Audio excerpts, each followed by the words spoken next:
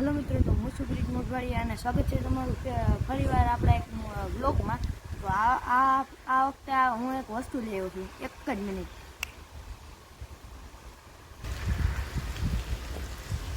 તો મિત્રો, આ છે એક પંપની બેટરી, જેને અત્યારે અમે જીપીએસમાં યુઝમાં લઈ રહ્યા છીએ. તો આપણી આઈડીમાં શોર્ટ વિડીયોઝમાં તમે જોયું હશે, જીપીએસ ટ્રેક્ટર છે આપણી પાસે. તો તેની છે આ બેટરી.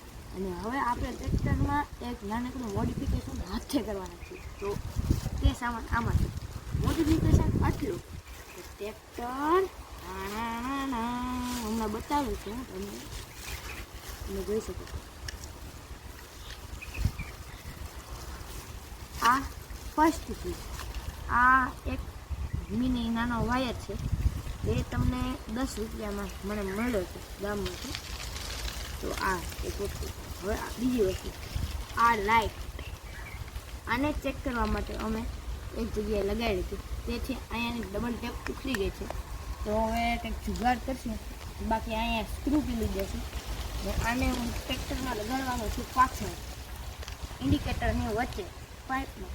તો ત્યારબાદ આ છે સેકન્ડ વસ્તુ. હવે મેન વસ્તુ છે તે છે આ લાઇટ્સ. તો આ લાઇટ્સને હું લગાડવામાં કંઈક વિચારું છું. તમે કોમેન્ટ કરજો આ લાઇટને ક્યાં લગાડવું. આ છે થર્ડ વસ્તુ. હવે લાસ્ટ અને સૌથી ભયાનક ખતરનાક વસ્તુ આવે છે તમારી સામે.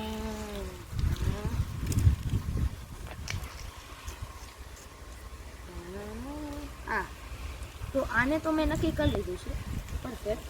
જો તમે બીજી જગ્યાના વધુ કોમેન્ટ કરશો તો બીજી જગ્યાએ લગાડીશું. બાકી છત્રીમાં આગળ તમારે છત્રીમાં છે ને દાત્રા ટ્રેક્ટર્સ લખેલું છે, તેની નીચે આવી રીતે આમ ચોંટાડવાનું છે. તો તે તમને વિડીયોમાં બતાડીશ. અત્યારે તમારા પપ્પા ટ્રેક્ટર લઈને ગયા છે આવવા, એ આવે ત્યારે આપણે સેકન્ડ વ્લોગમાં બતાડશું કે આ લાઇટ કેવી રીતે ક્યાં ફિટ કરી છે. તો હવે આના પછીના વિડીયોમાં મળીએ. અને પહેલાં આપણે આ લાઇટને ચેક કરી અને તમને બતાડીએ. જો આ લાઇટ જો અહીં છે અર્થિંગ, અહીં છે power, minus plus, earthing power. Okay, તો આ પંપની બેટરી છે જીપીએસની. તો આમાં આ અર્થિંગ પાવર, આ લાઇટ પ્લસ અર્થિંગ પાવર એક.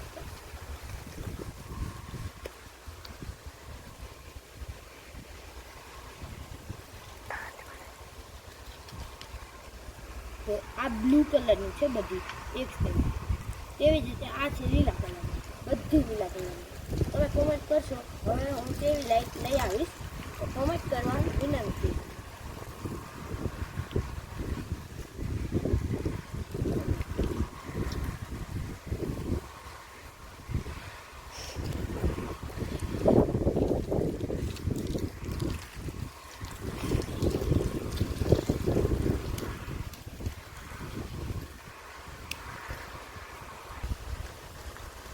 તો જોઈ શકો છો, આ આખી લીલી લાઈટ છે.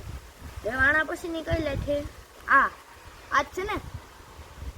તો એવા આ બાજુ છે, આ કરે આખી લાલ જ છે. તો તમને ખાલી બતાડી દઉં.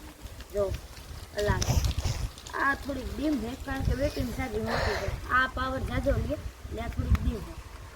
ને આ કેબલ તો રેગ્યુલર ચાલુ જ હોય. કેબલનો કહેવાનો નહીં, નાનકડો ક્રેક હોય તો દુકાનદાર બદલાવી દે, અથવા ગમે તે ફ્રીજ હોય એ બદલાવી દે. એટલે કેબલનો કાંઈ ઉપાધિ નથી, ખાલી આ એક ચેક કરવાની હોય. એટલે આ તો ચેક થઈ ગયું. તો મિત્રો, તો હવે આપણે મળીશું આના પછીના નેક્સ્ટ વ્લોગમાં. અને આ વ્લોગ કેવો રહ્યો તે કોમેન્ટ કરજો. અને ખાસ કોમેન્ટ કરજો કે આ લીલી લાઇટને હું ક્યાં લગાડું, આ લીલી લાઇટ ક્યાં લગાડું એ ખાસ કોમેન્ટ કરજો. તો હવે આના પછી અને આ લાઇટ, આનું પણ મેં જાજુ કાંઈ વિચાર્યું નથી.